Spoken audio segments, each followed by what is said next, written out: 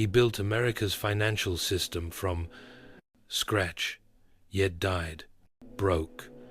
Alexander Hamilton was one of the most brilliant minds of the founding era, but his life ended in a bloody duel over pride and politics.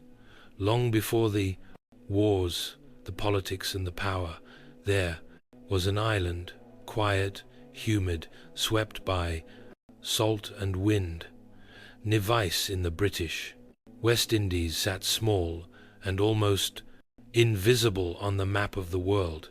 But in the mid-18th century, that's where one of history's sharpest minds was born. Alexander Hamilton, or maybe not. You see, even his birth is a riddle. Some records say he was born in 1755. Others insist it was 1757. Alexander himself sometimes seemed unsure, or perhaps he wanted to forget. What we do know is that he was born into nothing. His mother, Rachel Fawcett, was of French Huguenot descent. She had once been married to a Danish merchant, but that relationship crumbled. Her divorce wasn't recognized by the church. So when she began a relationship with James Hamilton, Alexander's father, it was considered scandalous. They were never legally married, which made young Alexander illegitimate. That word carried weight. Back then, heavy weight.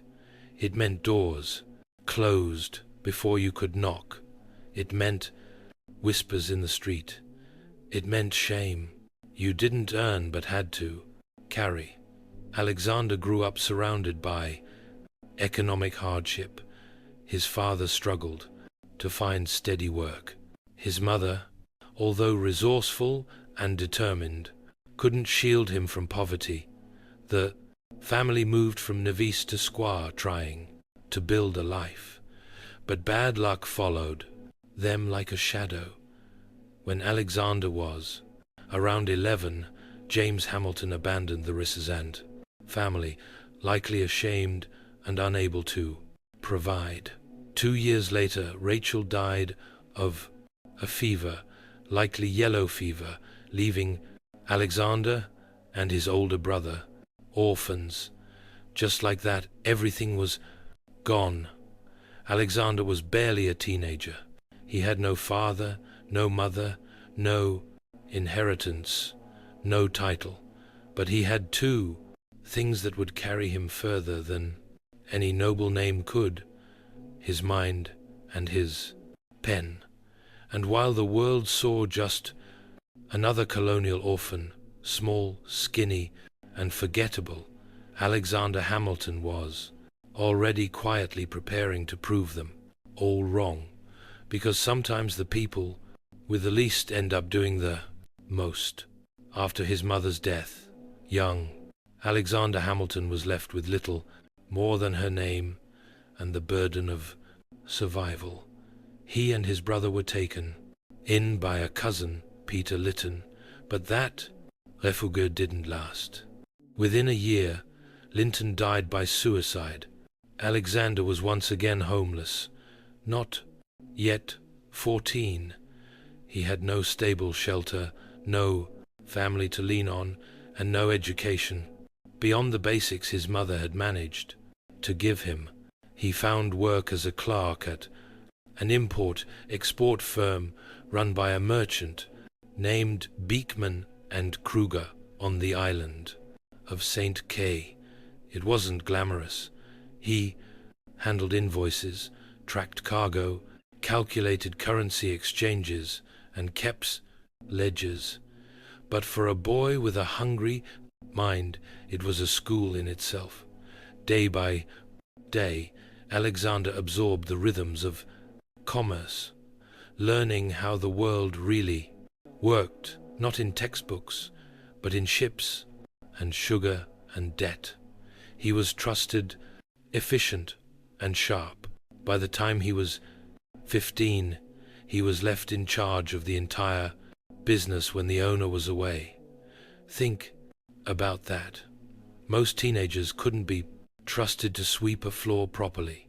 Alexander was managing trade routes, but the seer wasn't filled with opportunity. It was thick with slavery, economic despair, and colonial hierarchy. Alexander saw it all up close, and he hated it. He started writing. His letters were thoughtful, observant, sometimes poetic. They weren't just teenage ramblings. They had power, structure, and vision. He'd write about hurricanes, as if describing God's fury. He'd discuss politics, faith, morality. Then came the storm. In 1772, a hurricane tore through Squaw. It ravaged buildings, sank ships, and left the island gasping. In the aftermath, Hamilton wrote a detailed account of the disaster for the local newspaper. But it wasn't just a news report. It was art. A 15-year-old boy described wind and water with the grace of a novelist and the insight of a philosopher. Local leaders read the piece and were stunned. Who was this boy? How did he write like that? They passed around his essay. They started whispering. Then they started collecting donations. The people of San Croix, impoverished and rebuilding, gathered enough money to send this orphan boy to America, because even in darkness, genius glows. In the fall of 1772, Alexander Hamilton left the Brest Caribbean behind. He boarded a ship bound for the American colonies, clutching the hopes of the people who believed in him and the burden of becoming someone who mattered. He was just a teenager, barely 16, possibly younger, but he already carried himself like a man racing time.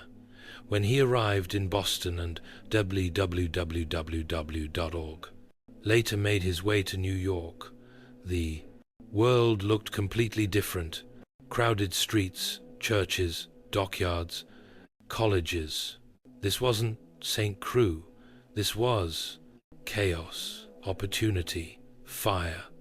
He enrolled at King's College, what we now know as Columbia University. It was one of the finest schools in the colonies, and Hamilton wasted no time. He devoured books like a starving man. He studied law, philosophy, economics, political theory, anything and everything. But learning wasn't enough. Not for him. He wanted to speak. He wanted to write. And more than anything, he wanted to shape the world around him. The colonies, meanwhile, were teetering on the edge of revolution. Tensions with Britain had reached a boiling point.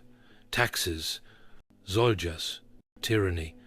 The streets pulsed with the electricity of rebellion, and Hamilton stepped right into it.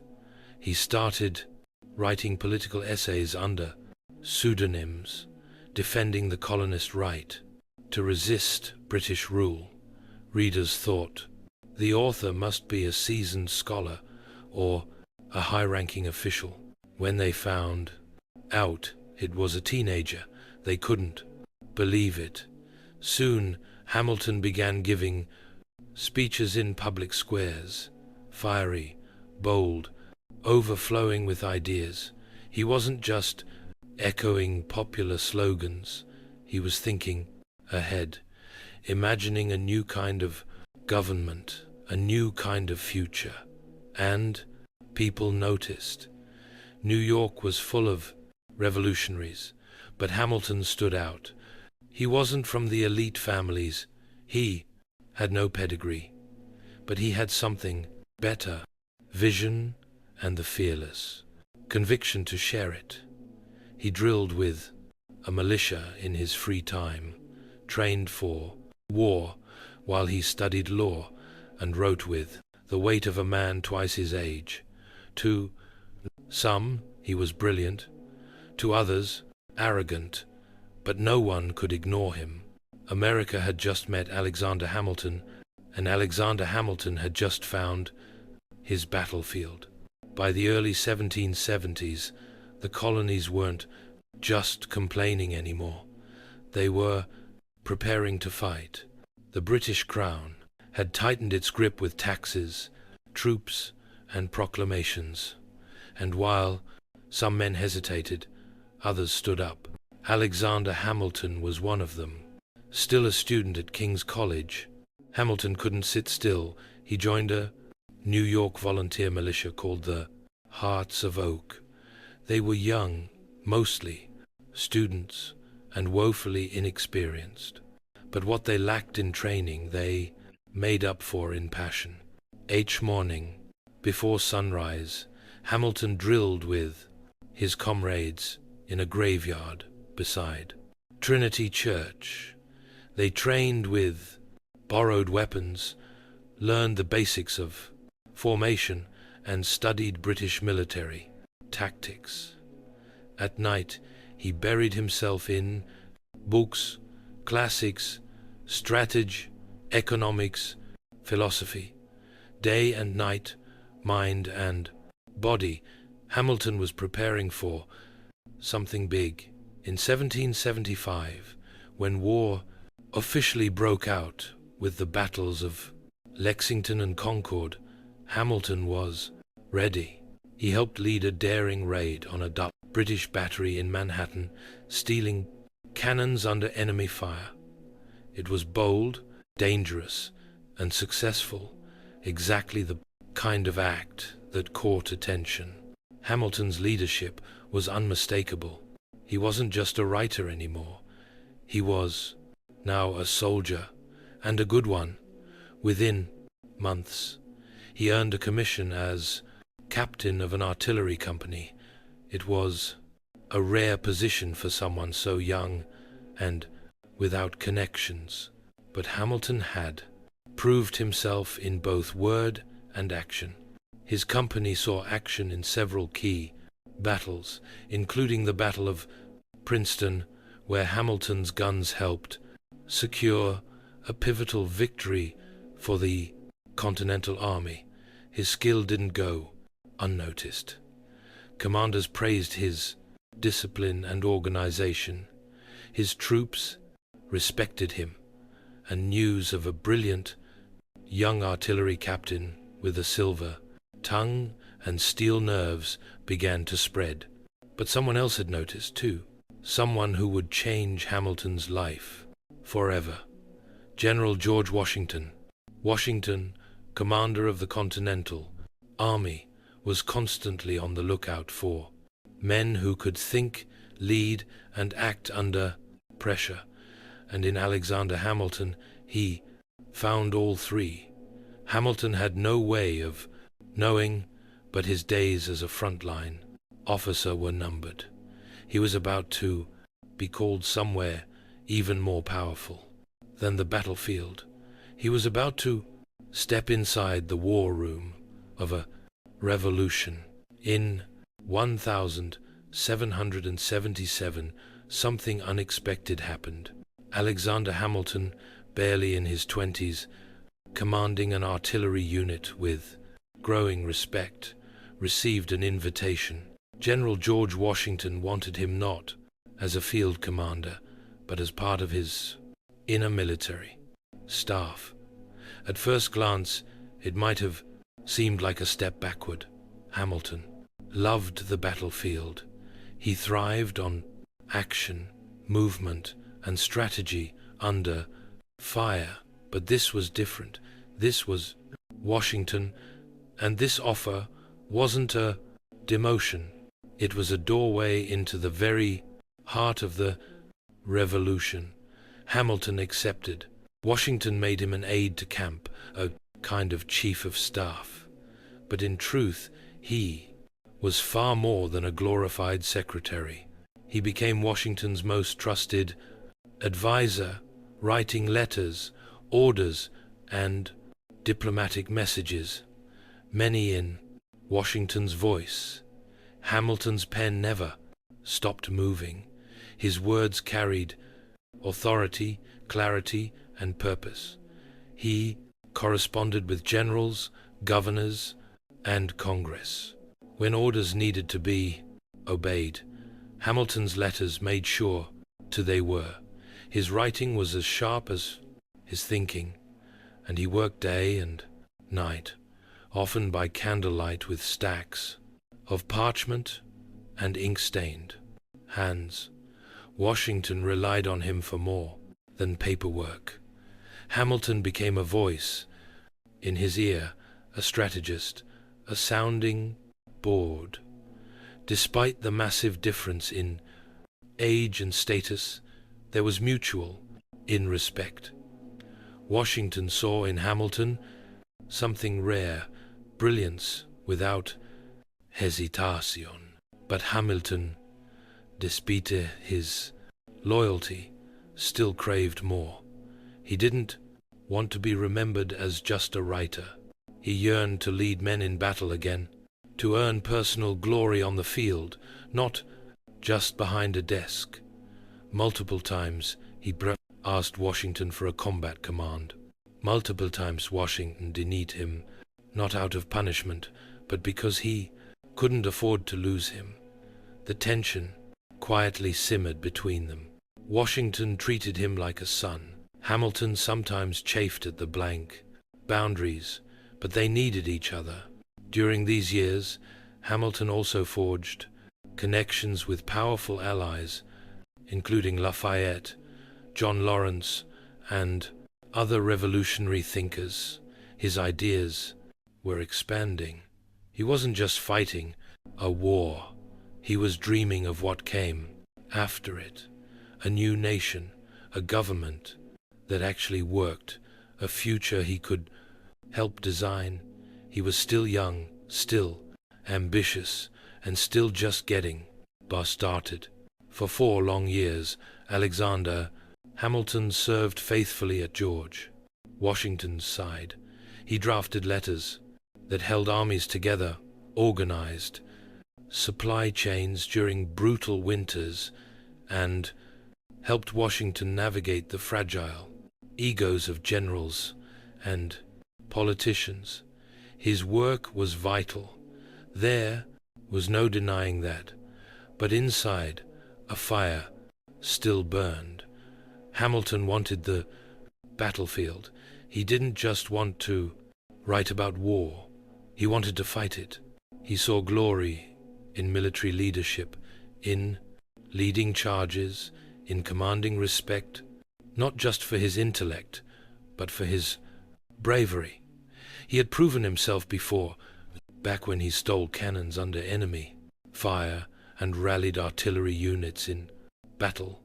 But now, confined to paperwork and politics, he felt caged. He asked Washington repeatedly for a field command. Washington declined. Repeatedly to Washington, Hamilton was irreplaceable in his current role. He was efficient, brilliant, and dependable. While other aides came and went, Hamilton stayed. And Washington, often isolated, relied on him like few others. But Hamilton saw things differently. Each time another officer earned a battlefield promotion, each time someone else received the praise and recognition he craved, resentment quietly grew. Hamilton wasn't just hungry for action, he was hungry for legacy. He didn't want to be remembered as a behind-the-scenes figure.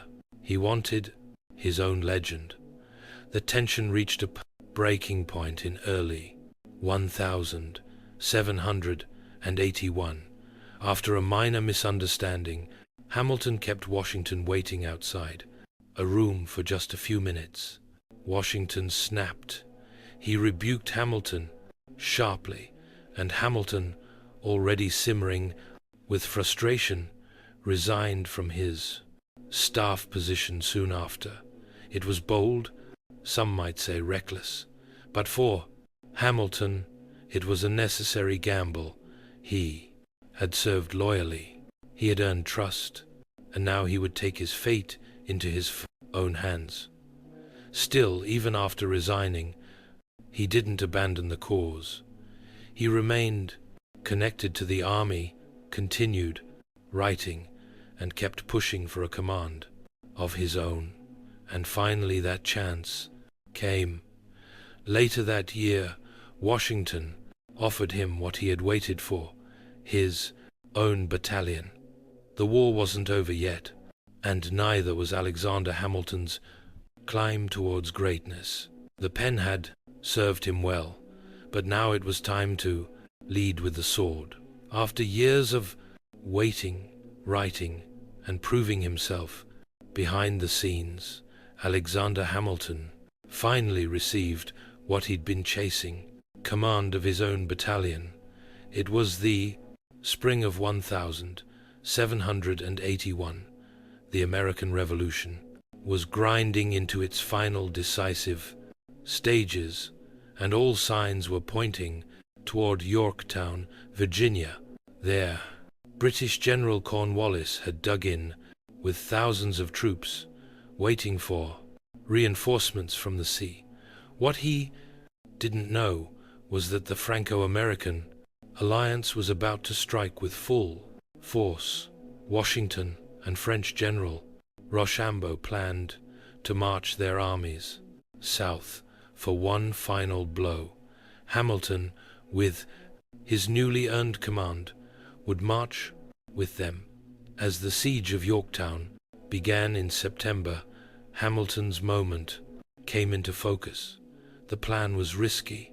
Adri, nighttime assault on British redoubt. Number 10, one of two key fortifications, protecting Cornwallis's position. If they could take it, the siege would tip in America's favor. Washington trusted Hamilton to lead the charge. October 14th, 1781. The night was moonless, thick with tension. Hamilton's men crept toward the redoubt with bayonets fixed, rifles unloaded. Silence was essential. No gunfire, just steel and fury. And then they struck. Hamilton led the bayonet attack from the front. He climbed over the enemy defenses under a storm of musket fire, sword in hand, rallying his men forward. Within 10 minutes, 10 brutal, breathless minutes, the redoubt was theirs. The victory at Redoubt 10, paired with the simultaneous French success at Redoubt 9, broke the British lines. Within days, Cornwallis surrendered. The war, for all practical purposes, was over.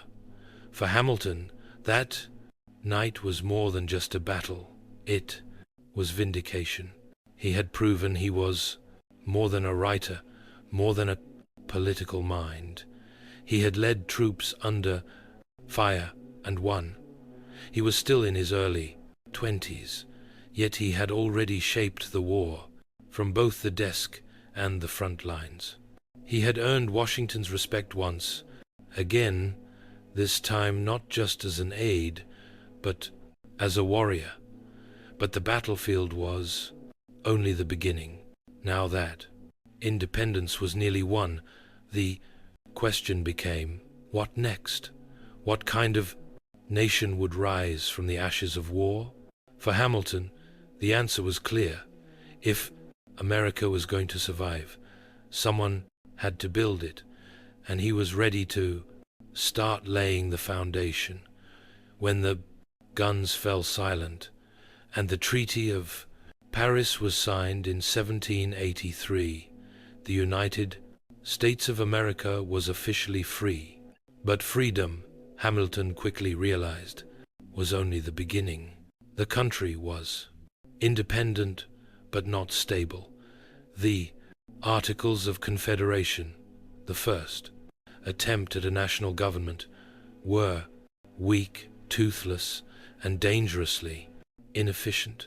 The states operated more like competing countries than a united nation.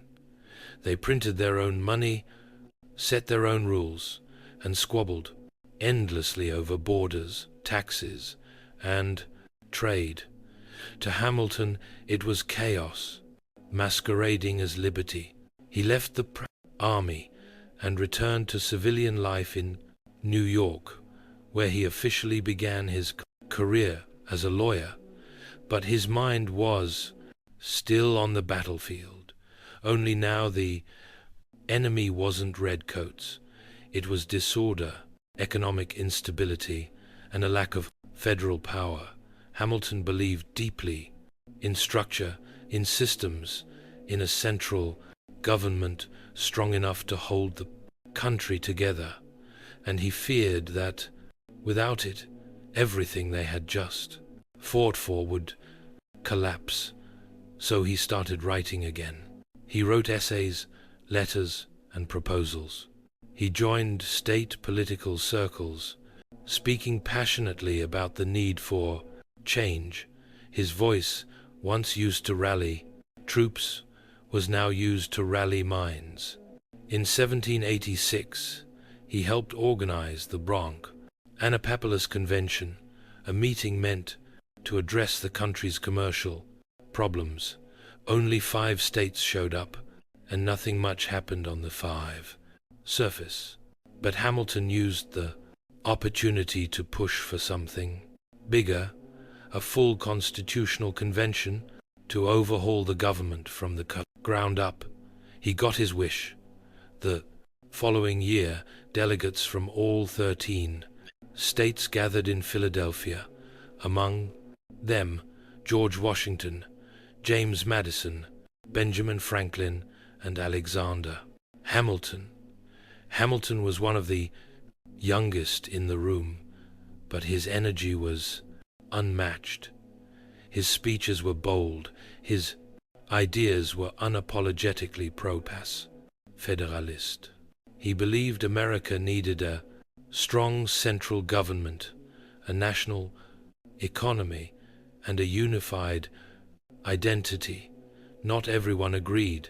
In fact, many were wary of centralized power. It reminded them too much of monarchy. But Hamilton didn't back down. He wasn't just fighting for a constitution. He was fighting for a vision of America that could last. Because revolutions may win freedom, but only structure can keep it. The Constitutional Convention of 1787 was a turning point for America and for Alexander Hamilton. For 4 hot months in Philadelphia, delegates debated, argued, and rewrote the blueprint for a new government. And while Hamilton wasn't the loudest voice in the room, he was one of the most unshakably determined. His vision was ambitious. Some said too much so. Hamilton argued for a strong central government, a president with real executive power, and even a Senate that served for life. These ideas didn't sit well with many of the delegates who had just thrown off a king and weren't keen on anything that smelled like monarchy. In the end, Hamilton's more extreme proposals weren't adopted, but many of his broader principles, strong federal authority, a robust executive branch, and the supremacy of national law, made it into the final Constitution. Still, the fight was far from over. The Constitution had been written, yes, but it still needed to be ratified by the states, and that wouldn't be easy. Opposition was fierce, especially from people who feared losing state power or saw the new federal system as a threat to individual liberty. So, Hamilton went to war again, not with guns, but with his greatest weapon, his pen. He joined forces with James Madison and John Jay to write a diverse series of essays defending the new Constitution, published under the shared pseudonym Publius. These essays were aimed at ordinary citizens, clear, logical, and persuasive. Hamilton wrote the majority of them, 51 out of the 85 essays, sometimes drafting several per week late into the night by candle light. These became the Federalist papers. Each essay tackled a different question. Why do we need a stronger government? How will checks and balances protect freedom? Why should people trust a national judiciary? Hamilton poured his soul into these arguments. He wasn't just defending a document. He was defending the very future of the brain of God, republic. And it worked. Slowly, state by state, the Constitution was ratified. In 1789, it officially became the supreme law of the land. The United States now had a government, and Alexander Hamilton, he wasn't just one of its architects. He was about to become its chief engineer. In 1789, the new American government took its first breath. George Washington was unanimously elected as the first President of the United States, and when it came time to fill his cabinet with the sharpest minds in the country, he knew exactly who he wanted to manage the nation's finances. Alexander Hamilton. Hamilton was sworn in as the first Secretary of the Treasury, a title that might have sounded bureaucratic, but in reality came with a staggering challenge. The United States was broke. There was no national currency, no central banking system, no public credit. The government owed millions in war debts to foreign allies, private citizens, and even its own soldiers.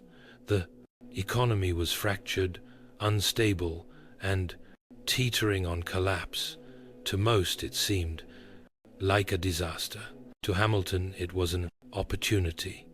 He got to work immediately, drafting reports, crunching numbers, and designing a financial system from scratch. His goal, not just to solve the present crisis, but to lay the foundation for a strong modern economy. His first move was bold. The federal government would assume all state debts from the Revolutionary War. This meant the national government would now owe money, not the individual states.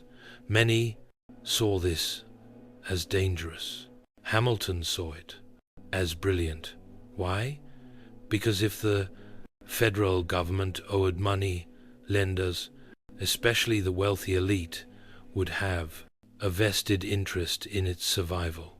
Next, he proposed the creation of a national bank, a central institution that could manage government funds, issue stable currency, and stimulate economic growth. He also introduced tariffs and taxes designed to protect American manufacturing and help generate revenue. To Hamilton, economics wasn't just about math. It was about power. He believed that a strong economy would lead to a strong nation, and that public credit, once restored, would attract investment, create jobs, and elevate the United States on the global stage. But not everyone shared his vision. His policies triggered fierce opposition, especially from Thomas Jefferson and James Madison, who feared that Hamilton was creating an elite, centralized government too similar to Britain's monarchy. Still, Washington backed him, and slowly but surely, Hamilton's ideas took root. The U.S. economy began to stabilize. Confidence grew. The dollar gained value.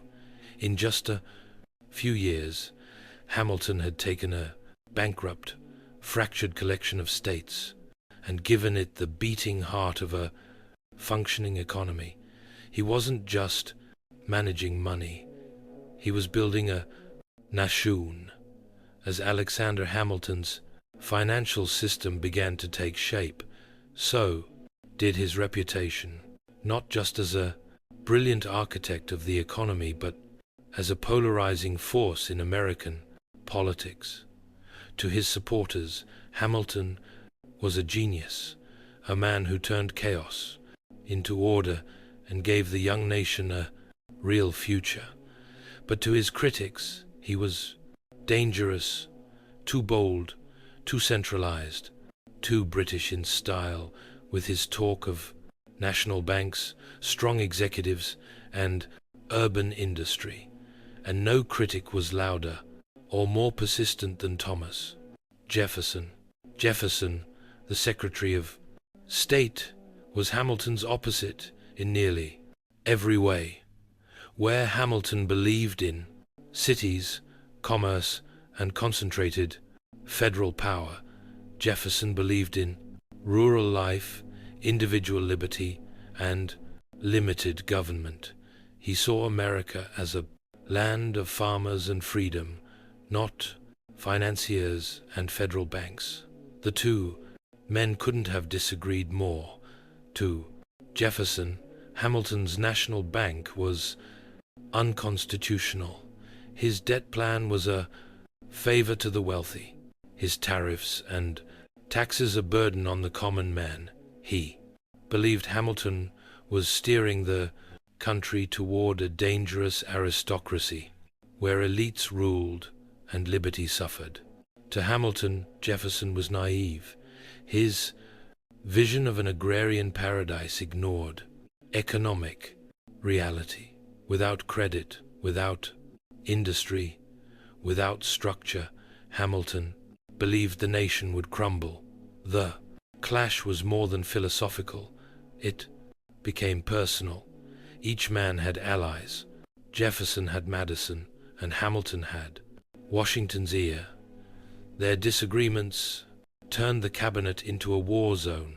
Washington, though respectful of Jefferson, often sided with Hamilton. He valued results, and Hamilton delivered them. Still, the feud grew. In the press, Jefferson's allies accused Hamilton of corruption and tyranny. In return, Hamilton's supporters painted Jefferson as weak and idealistic.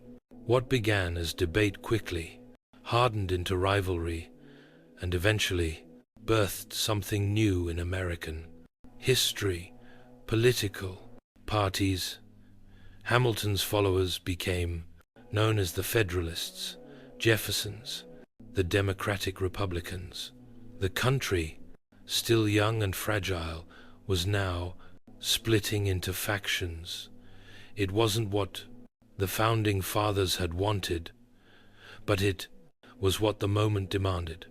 And right in the center of it all stood Alexander Hamilton, praised, hated, unstoppable. He had built an economy. Now, unknowingly, he had helped build the machinery of American politics. The United States had barely found its footing before it began to divide, not by geography, but by ideology. And at the heart of this division stood two powerful opposing minds, Alexander Hamilton and Thomas Jefferson. Hamilton never intended to start a political party, but his policies, national debt, consolidation, a central bank, manufacturing support, and a strong executive were radical enough to make him a symbol of a broader political movement. His followers, urban Merchants, financiers, lawyers, and many war veterans rallied around his ideas. They called themselves Federalists. On the other side, Jefferson and James Madison spoke to farmers, artisans, and states' rights advocates. They feared that Hamilton's version of government would turn the republic into an oligarchy ruled by banks and elites. They formed what would become the Democratic Republican Party. This was the birth of America's first party system. The press, which had once focused on foreign affairs and commerce, now became weaponized. Partisan newspapers sprang up like wildfire. Hamilton's allies wrote fiery editorials, defending central authority and financial discipline.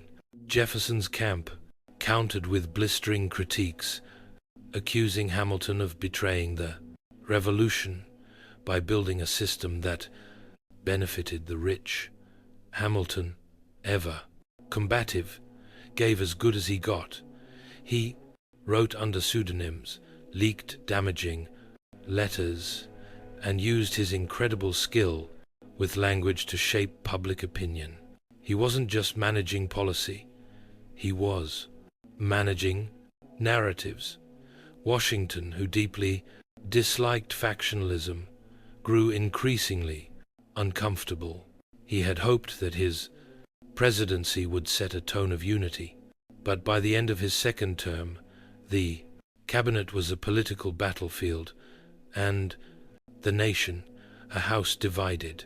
Eventually, Jefferson resigned from Washington's cabinet, disgusted by Hamilton's influence. But even in resignation, his movement grew stronger. And then came the election of 1796, America's first real contested presidential race.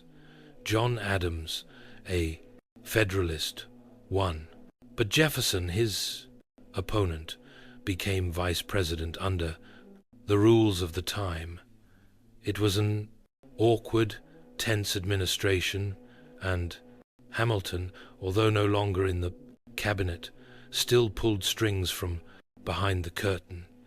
The Revolution had created a nation, but Hamilton and Jefferson had created something longer lasting, the template for American political conflict. Ideas versus power, cities versus farms, central versus local. And the fight was far from over. Alexander Hamilton had built a reputation as a man of brilliance, order, and discipline. But in 1797, that image would shatter. It all began several years earlier during the summer con of 1791. Hamilton, then the Secretary of the Treasury and one of the most powerful men in the country, was approached at home by a young woman named Maria Reynolds. She claimed her husband had abandoned her and asked Hamilton for financial help. He agreed. But what followed wasn't charity. It was an affair. Hamilton and Maria Reynolds began a secret relationship that lasted for months. But it wasn't just an affair. It turned into a trap. Her husband, James Reynolds, found out and blackmailed Hamilton, demanding money to keep silent rather than end the affair. Immediately, Hamilton continued to pay and continued to see Maria. Eventually, the situation unraveled. In 1797, political enemies, including Thomas Jefferson's allies, uncovered the payments. They suspected Hamilton was involved in financial corruption, using government funds improperly. In reality, the payments were personal, not political. But Hamilton knew the story would explode, so He did something almost unthinkable. He told the truth. In a 95-page public document, now known as the Reynolds pamphlet, Hamilton confessed to the entire affair in shocking detail. He admitted to adultery, to the blackmail payments, and to the personal disgrace it brought, but he denied any financial misconduct in his public office. It was the first major sex scandal in American political history, and it ruined him. Public reaction was brutal. Some were stunned by his honesty, others repelled by the behavior itself. His enemies used it as proof that Hamilton was immoral and unfit for public life. Even his allies were shaken. His once sterling reputation took a permanent hit. At home, things were even worse. His wife, Eliza, was devastated. The woman who had supported him through war, scandal, and politics now had to endure public humiliation. Hamilton never recovered politically. Though he continued to write and advise, he would never hold public office again. The man who built America's financial foundation had destroyed his credibility with one private mistake. His enemies cheered. But Hamilton, he wrote on, because no matter how deep the scandal, he still believed in shaping the future. After the publication of the Reynolds pamphlet, Alexander Hamilton's world changed. He had exposed himself not just to save his public integrity, but to own his mistake. But honesty, as it turned out, came at a steep price. The American public was shocked. Many couldn't believe that the architect of the nation's economy, the man once whispered about with admiration, had fallen into such a personal scandal. The whispers turned into headlines, and the headlines turned into laughter. Political opponents pounced. Jeffersonian newspapers had a field day, portraying Hamilton as a corrupt hypocrite, a man who claimed to build a moral republic while living a double life. His affair with Maria Reynolds was used not just to attack his character, but to discredit everything he stood for. Among Federalists, the reaction was mixed. Some admired his honesty, saying it proved he had nothing to hide.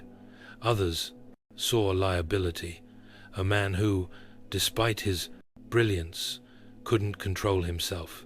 But perhaps the most painful reaction came from within his own home.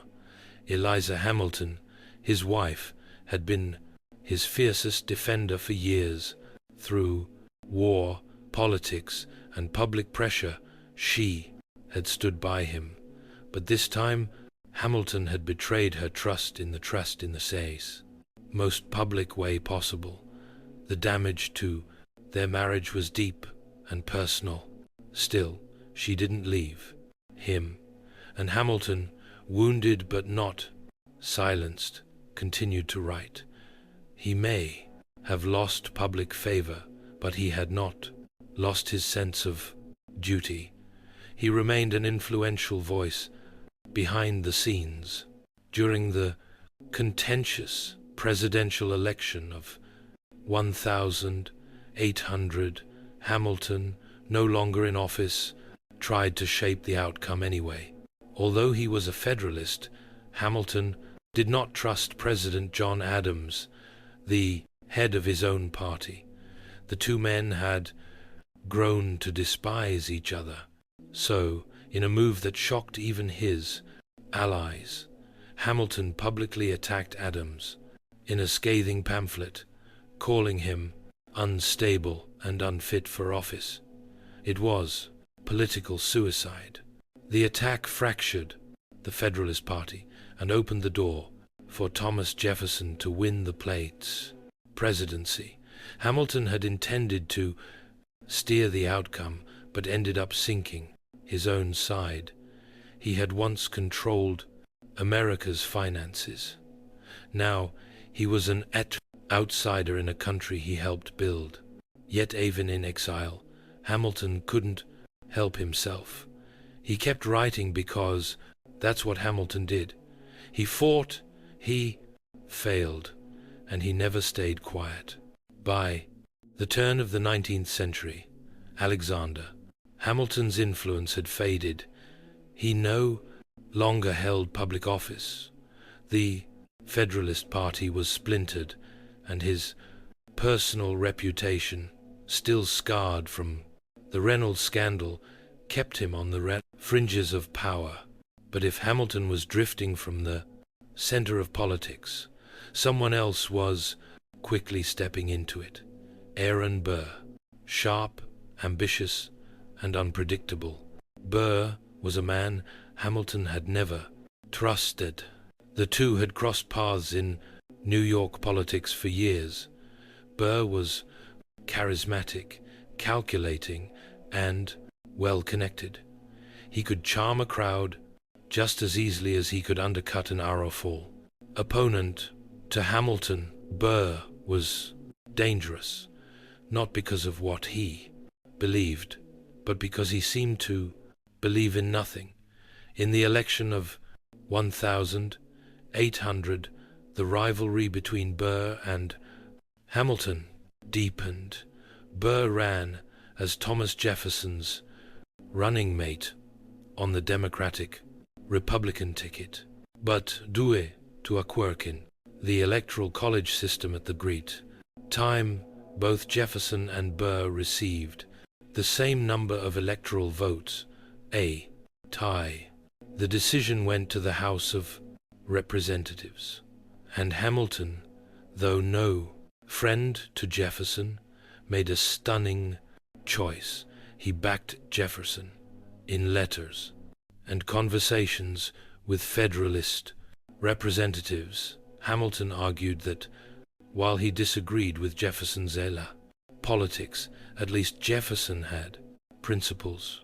Burr, in Hamilton's eyes, had none. Burr loves nothing but himself. He wrote, "He is as ambitious and unprincipled as he is dangerous." It was a critical move. Jefferson was selected as president. Burr became vice president, but he knew exactly who had cost him the top seat. Hamilton had made a powerful enemy, and Burr never forgot.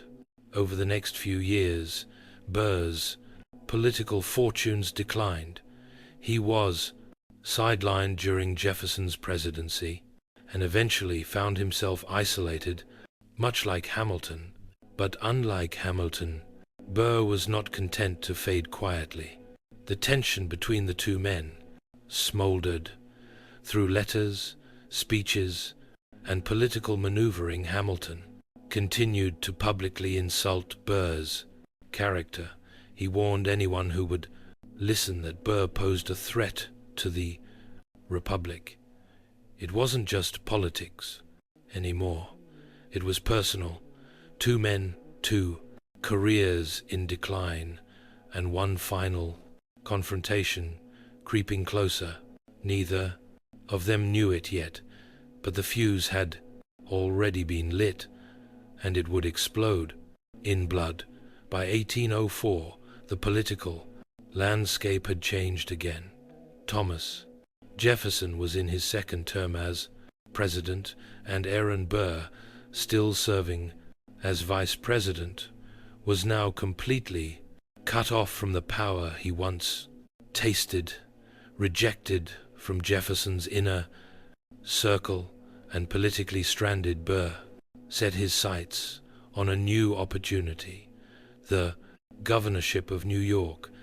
It was a chance to reclaim relevance, to reset the game. But Alexander Hamilton never, he wanted to stay silent, refused to let that happen. Throughout Burr's campaign, Hamilton worked behind the scenes to block him. He wrote letters to influential figures, urging them not to support Burr. He warned that Burr was corrupt, unpredictable, and unworthy of trust, the most unfit and dangerous man of the community, Hamilton called him. It was political sabotage, and it worked. Burr lost the election. Publicly humiliated and privately enraged, Burr blamed one man for his defeat, Alexander Hamilton. Shortly afterward, a letter was published in a newspaper. In it, Dr. Charles Cooper, a friend of Hamilton's, described Hamilton's opinion of Burr at a private dinner. According to Cooper, Hamilton had said things still more despicable about Burr than what had been published. That was it. Burr demanded a retraction. Hamilton refused. He admitted to criticizing Burr's political conduct, but not to calling him despicable. That, he said, was hearsay. But Burr didn't want a clarification. He wanted a reckoning. So he sent a letter, a formal challenge, a duel. At first, Hamilton hesitated. Dueling was illegal, dangerous, and against his own moral beliefs. He had lost friends to duels. He had spoken against them publicly. He had a family. He had sons. He had a legacy. But he also had pride. Hamilton feared that rejecting the challenge would brand him a coward. He believed that honor mattered, and so he accepted. He began to put his affairs in order. He wrote a letter to Eliza, expressing his love. He drafted a statement explaining that he intended to throw away his shot, not to kill, but to preserve honor without bloodshed. But duels didn't always go according to plan. On the morning of the 11th of July, 1804, Hamilton and Burr would meet on the cliffs of Weehawken, New Jersey. 2 men, 2 pistols, and one final moment that would change American history forever. The sun had barely risen on the 11th of July, 1804, when 2 boats quietly slipped across the Hudson River from Manhattan to the wooded bluffs of Weehawken, New Jersey. The sky was pale, the air thick with mist. It was a place chosen deliberately, remote, hidden from the law, and stained with history. Just a few years earlier, Hamilton's own son, Philip, had died in a duel here. Now, Alexander Hamilton had returned to face his own end. He arrived with his second, Nathaniel Pendleton. Aaron Burr brought his own second, William Vanness. The pistols were prepared. The distance was measured 10 paces apart. Burst or tall, composed Hamilton, quiet but resolute. What exactly happened in the seconds that followed remains a mystery.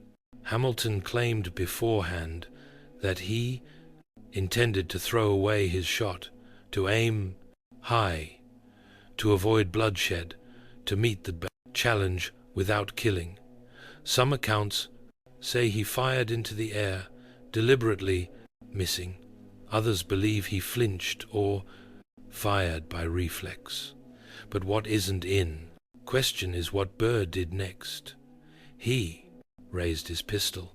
He fired. The bullet struck Hamilton in the lower abdomen, shattering his ribs, tearing through his liver and lodging in his spine. He collapsed almost instantly. Burr, stunned by the damage, stepped forward, then turned and walked away. Hamilton was rushed back across the river, unconscious, bleeding, and barely alive. He was taken to the home of a friend in Five Lane, Greenwich Village, where his family soon gathered. He lived for 31 hours, during That time he drifted in and out of consciousness. He spoke to his wife, Eliza, asked for forgiveness, and received last rites. His friends came to say goodbye. His children held his hand.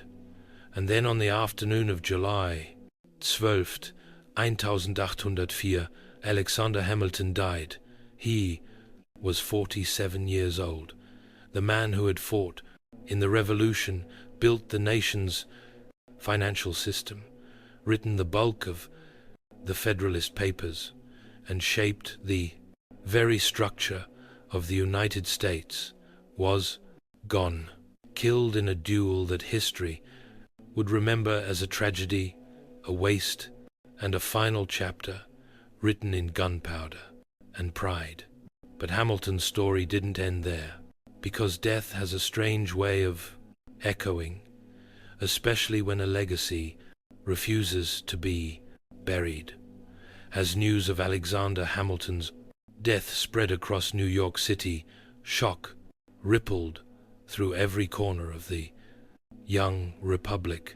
Crowds gathered in silence outside his home. Federalists mourned the loss of their intellectual anchor. Even those who opposed him politically stood still, stunned by how suddenly and senselessly it had ended. Duels had claimed lives before, but this felt different. Here was a man who had helped win independence, built the U.S. economy, defended the Constitution, and shaped the very foundations of government, now gone by the hand of a sitting vice president. Public outrage flared. Hamilton's funeral drew thousands. Businesses closed. Church bells rang. Soldiers marched alongside civilians in mourning. At Trinity churchyard, his coffin was lowered into the ground beneath a simple stone. He was buried not as a politician, but as a patriot. His wife, Eliza, stood by his side until the very end. In the days after his death, Eliza faced a mountain of debts and 7 surviving children to raise. Yet she refused to break. Fueled by grief and love, she dedicated her life to preserving her husband's legacy and to finishing the work he had started. She helped establish the first private orphanage in New York, honoring Hamilton's own childhood as a poor, forgotten boy. She organized his letters, defended his name, and made sure the next generation knew who he was, not just as a founder, but as a father and a visionary. As for Aaron Burr, the man who fired the shot, he was never charged with murder, but his political career ended the moment Hamilton's heart stopped. He finished his term as vice president in disgrace, living the rest of his life as a man haunted by what he had done. Hamilton's death marked the end of one chapter in American politics and the beginning of another. The country moved forward, but Hamilton's ideas, central banking, public credit, strong federal authority, would endure. Decades later, leaders like Abraham Lincoln and Theodore Roosevelt would cite Hamilton as a guidepost, and though his name faded for much of the 19th century, it would never disappear completely, because Hamilton was more than a founding father. He was a builder, a believer, and a man whose last breath became the spark of something far greater than himself. In the wake of Alexander Hamilton's death, his wife Eliza stood at the crossroads of heartbreak and duty. She had lost her husband to pride and politics. Left behind were 7 children, a mountain of debt, and a legacy under siege. Many in society whispered about Hamilton's scandal, his duel, his arrogance. His enemies were eager to write him off, but Eliza refused to let history forget him. Born into the prominent Schuyler family, Eliza had always been strong, but now she had to be unbreakable. She sold their home, managed their remaining assets, and began the long, lonely work of protecting the reputation of a man who could no longer speak for himself. She gathered his writings, letters, essays, government reports. She tracked down his correspondences, organized his papers, and defended his role in the blind founding of the country. She corrected public misperceptions, shared stories with historians, and kept his name alive through deliberate, careful storytelling. But Eliza's mission didn't stop at memory. She also built. In 1806, just 2 years after Hamilton's death, Eliza helped establish the Orphan Asylum Society in New York City, what would eventually become the Graham Windham, one of the city's first orphanages. It was more than charity, it was personal. She never forgot that her husband had been an orphan himself, abandoned, impoverished, and overlooked. Through this work, she ensured that other children wouldn't be forgotten the way he had been. For the next 5 decades, Eliza lived not as a recluse, but as a quiet force behind American memory. She outlived her husband by 50 years, long enough to see some of his ideas finally recognized for their genius. When people asked her how she survived such tragedy, she would speak softly but firmly. "I had his children," she'd say. "I had his legacy." She died in 1854 at the age of 67, nearly a century of life, half of it spent in devotion to a man no longer living, but whose influence refused to thee. Eliza didn't just preserve Hamilton's story, she rescued it, because even though the world had tried to bury him in scandal and silence, she gave him a second life, not in politics, but in memory. And because of her, the name Alexander Hamilton would not vanish from history. Alexander Hamilton may have died young, but his ideas were just getting started. In the early years, after his death, his legacy remained tangled in controversy. To many, he was remembered as the brilliant mind who couldn't escape his own ego, a man who built a financial empire only to fall to scandal and violence. His critics still painted him as an elitist, a monarchist in disguise, someone too eager to concentrate power in government hands. But history, as it often does, began to shift. America grew, the economy expanded, industry rose, and slowly leaders began to revisit Hamilton's vision, not with suspicion but with respect. His blueprint for a strong central government became a model during national crisis.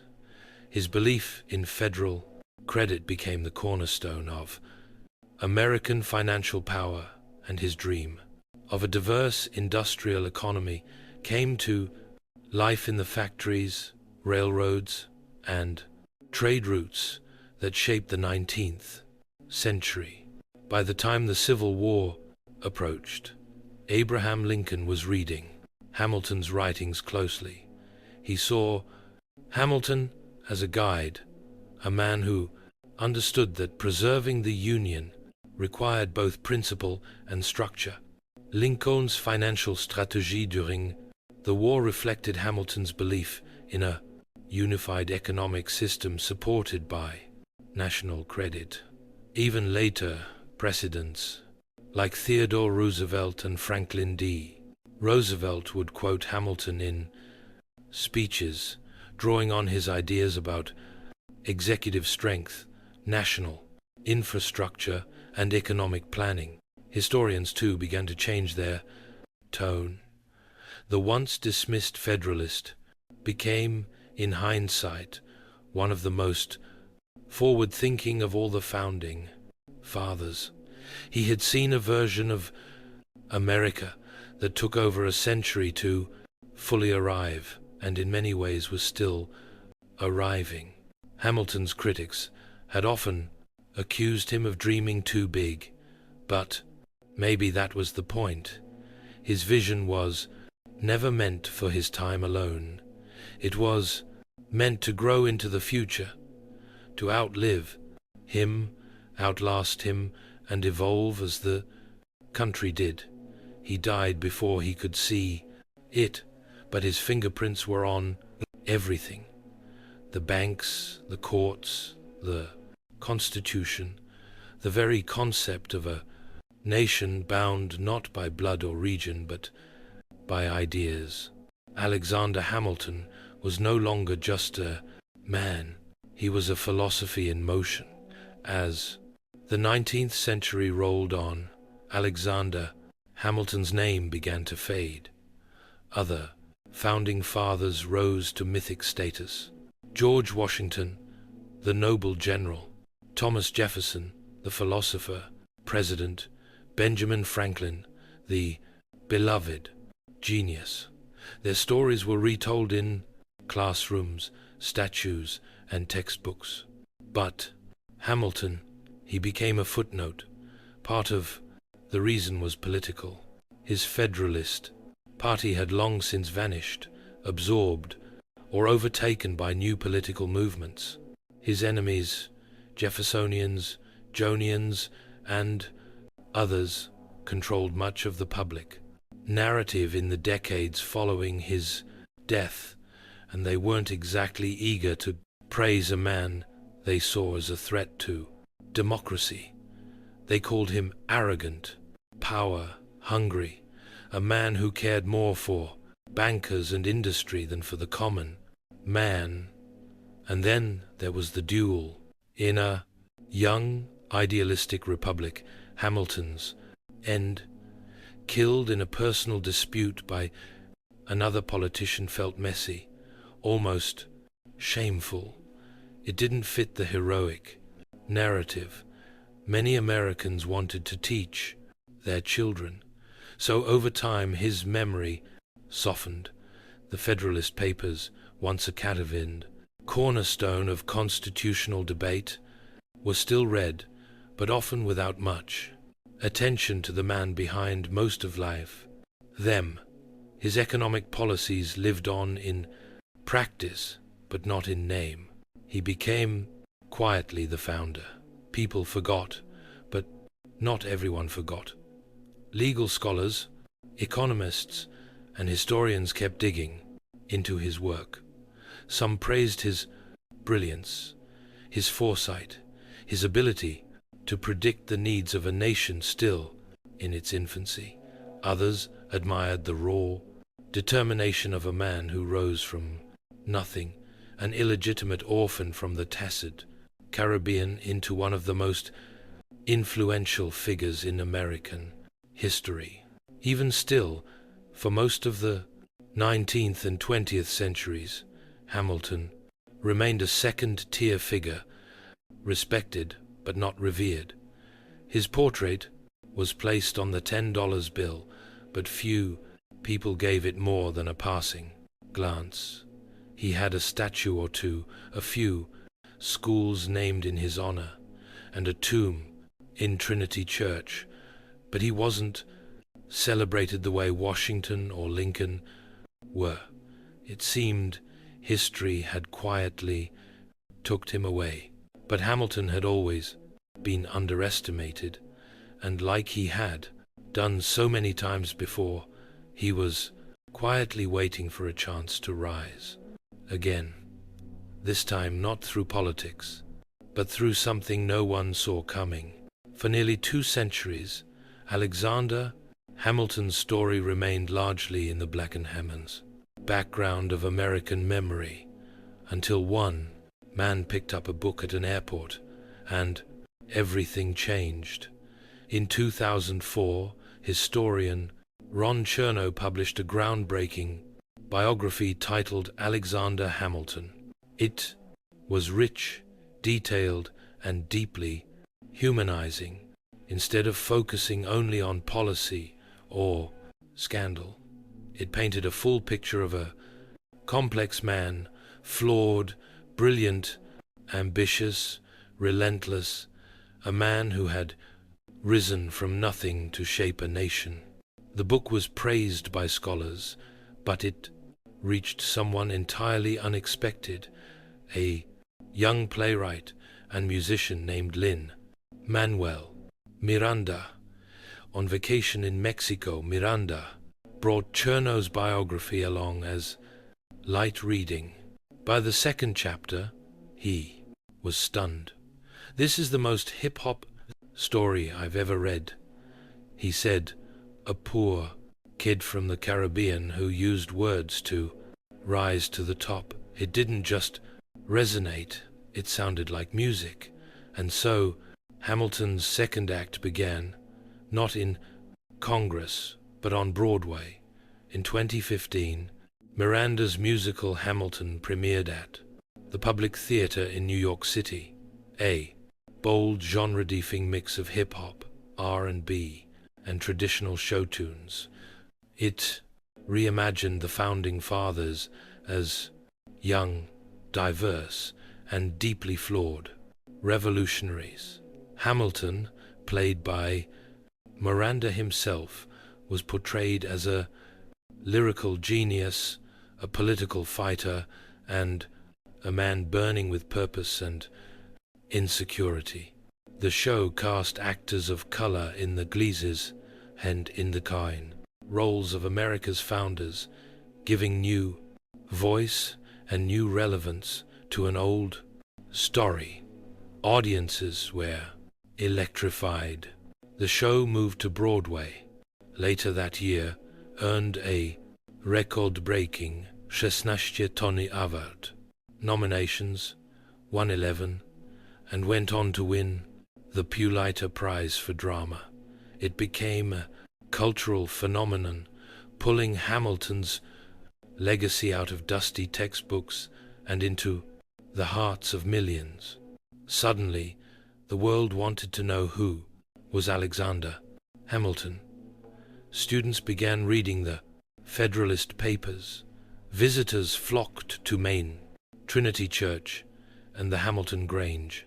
Sales of Chernow's biography skyrocketed, and more than anything, people began to understand what Eliza Hamilton had fought so hard for, to make sure her husband's story was not forgotten. Hamilton had always believed in the power of words. Now, more than 200 years after his death, it was words and music that brought him roaring back to life. When Hamilton, an American musical, exploded onto the stage, it didn't just entertain, it educated. For many in the audience, especially younger generations, this was their first deep introduction to Alexander Hamilton. And not the Hamilton from old history books.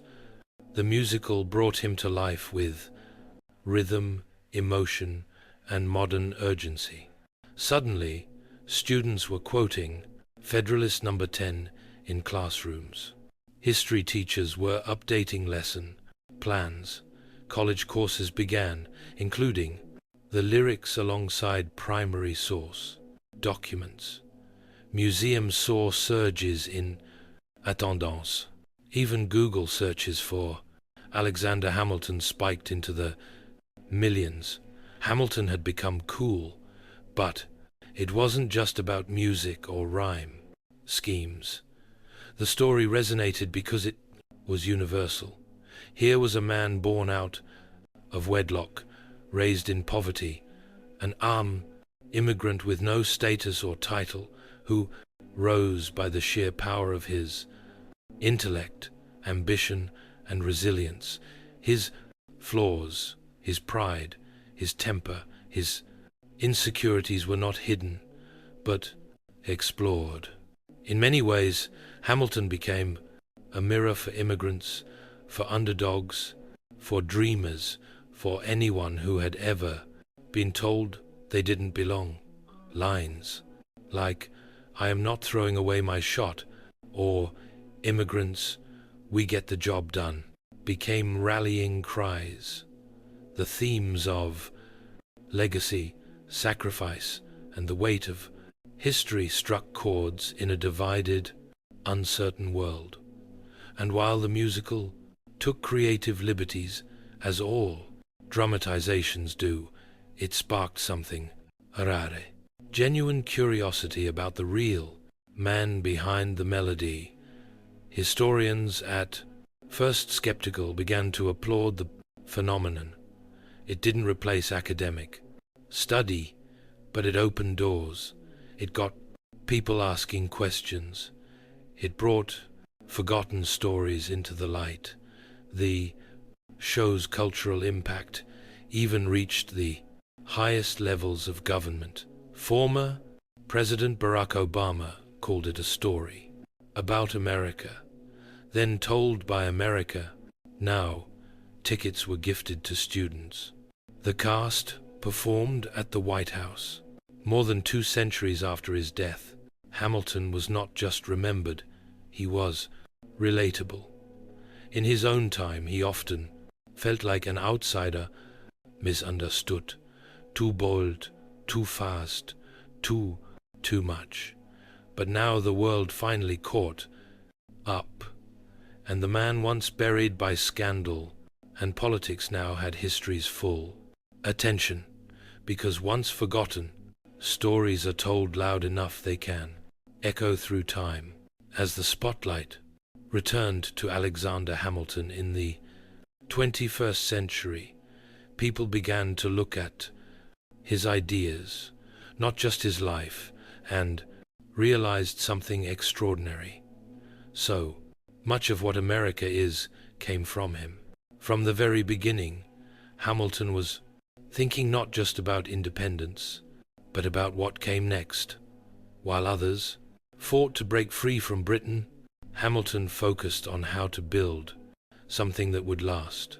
And many of the systems he envisioned, systems criticized in his own time, are now seen as foundational. Take the national economy. When Hamilton proposed the federal assumption of state debts and the creation of a national bank, critics screamed that it was tyranny in disguise. Today, those ideas are standard. America's credit system, the Treasury Department, and the very concept of public finance were all shaped by his blueprint. Then there's the Constitution. While others hesitated over its limitations, Hamilton helped sell it to the public with unmatched force. The Federalist Papers, which he wrote the bulk of, are still referenced in Supreme Court decisions today. His defense of strong federal authority laid the intellectual foundation for a united country. Even the executive branch, the power of the presidency, the role of the cabinet, and the checks between branches of government reflect Hamilton's influence. He feared mob rule just as much as monarchy, and he worked endlessly to balance liberty with law. He also envisioned America as a place not just of ideals, but of industry. He pushed for manufacturing, infrastructure, and innovation. In his famous report on manufacturers, he outlined a vision of an economic powerhouse, a nation that could stand on its own. At the time, many rejected it. Today, it reads like prophecy. Hamilton's legacy isn't just carved in marble or printed on currency. It lives in every debate about federal power, every discussion about debt and taxes, every policy decision that weighs liberty against responsibility. He saw government not as a threat, but as a tool that when used wisely could build a country strong enough to survive war, division, and time itself. 200 years later, we're still using that tool, still building, still following a blueprint drawn up by a man who never stopped working until history caught up with him. Alexander Hamilton's rise was remarkable, but it wasn't smooth. For all his brilliance, for all the systems he built, the papers he wrote, the battles he fought, Hamilton was never a perfect hero. In fact, what makes his story resonate today isn't just his success, but his flaws. Hamilton was often his own worst enemy. His pride, for starters, was enormous. He believed, often rightly, that he was the smartest man in the room. But that belief came at a cost. He insulted political allies, alienated colleagues, and when given the chance to stay quiet, he almost never did. Take the Reynolds affair. Many in his circle advised him to stay silent, let the rumors fade. Instead, he published a 95-page confession publicly in detail. To protect his political reputation, he torched his personal one. His need to be right always cost him more than he could afford. He also had a sharp temper. Words were his weapon, and he wielded them with surgical cruelty when provoked. His political writings were ruthless, even against fellow Federalists. His pamphlet, Tearing Apart John Adams, didn't just hurt Adams, it helped Jefferson win the presidency. That wasn't strategy, that was impulse. Hamilton also struggled with contradictions. He fought for liberty, yet helped create systems that concentrated power. He distrusted the masses, yet built mechanisms to protect to their future. He was an immigrant who feared the instability of democracy, a champion of merit who often spoke like an aristocrat. And perhaps the deepest contradiction of all, he was a man obsessed with legacy, who died in a duel that almost erased it. And yet, isn't that what makes him relatable? Hamilton wasn't untouchable, like Washington. He wasn't quietly calculating like Madison. He was loud, fiery, ambitious, and deeply human. He worked himself to the bone because he never felt secure. He pushed too hard because he feared being forgotten. He made mistakes because he refused to play safe. And that's why centuries later, his story still speaks. Because Hamilton wasn't a legend carved in stone. He was flesh and blood, genius and flaw. A man who tried, failed, rose, fell, and kept going. He wasn't perfect. He was real. Legacies are strange things. Some are carved in stone, immediate, obvious, larger than life. Others are quieter, buried for a time, waiting for someone to dust them off and see them clearly. Alexander Hamilton's legacy lived somewhere in between. In his lifetime, he fought for influence. After his death, he faded into the background. But now, more than 200 years later, he's everywhere in classrooms, theaters, political debates, and social movements. What makes his legacy so powerful today isn't just what he did, it's what he represents. He's the immigrant who built a nation's economy, the orphan who stood beside a general, the outsider who stepped into the core of power and refused to apologize for being bold. In a country built on opportunity, Hamilton's story is the ultimate proof that you don't need to be born into greatness to achieve it. But legacy to Hamilton was never about statues or songs. It was about impact. He once asked a haunting question: what is a legacy? It's planting seeds in a garden you never get to see. He didn't live to see his economic system flourish. He didn't see his constitution endure centuries. He didn't see his wife outlive him by 50 years or witness a Broadway musical about his life. He never saw young students quoting his essays in schools across the world. But those seeds, they grew, and in that way, his voice never really stopped speaking. You hear it every time someone defends the Constitution with logic and passion. You see it in systems that still hold the country together. You feel it in stories of people who rise from nothing, just like he did. Even in the face of death, Hamilton was thinking forward. His duel wasn't just a personal tragedy. It was a final act of a man who understood the cost of legacy. He wrote letters, settled debts, prepared his family, and asked that his story not be lost. He was thinking of tomorrow even, as his time ran out.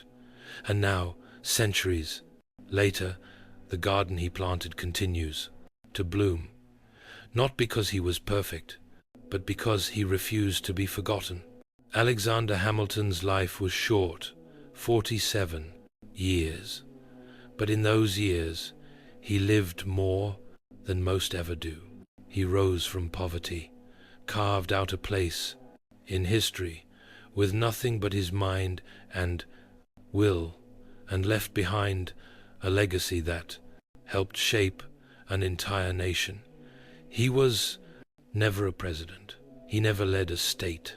But his fingerprints are on the Constitution, the financial system, the courts, the very idea of what it means to be a united nation. And yet, what makes Hamilton truly unforgettable isn't just what he built, it's how he built it. He failed publicly. He loved deeply. He fought passionately. He made enemies, mended friendships, and left a trail of letters that pulse with energy, urgency, and brilliance. He was a flawed man, jealous, stubborn, impulsive, but he was also endlessly driven. He believed in building something bigger than himself, even when it cost him everything. And maybe that's why all these years later, we're still drawn to his story, because we recognize it.